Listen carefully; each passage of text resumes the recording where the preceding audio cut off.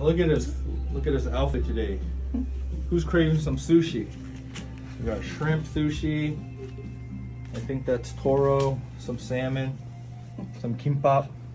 So we're gonna adjust him right near the tuna right here.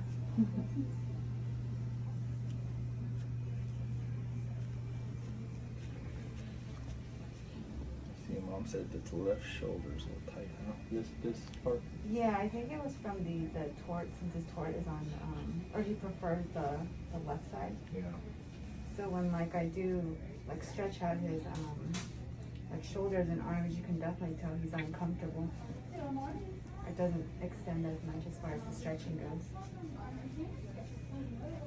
Okay, so let me adjust you by the shrimp sushi. Shrimp sushi adjustment. Elliot. He's very strong. Yeah, look at this. He's really bad. Look at this. Look, we got grip strength here. Almost down, Elliot. I know you don't want to be face down. I know.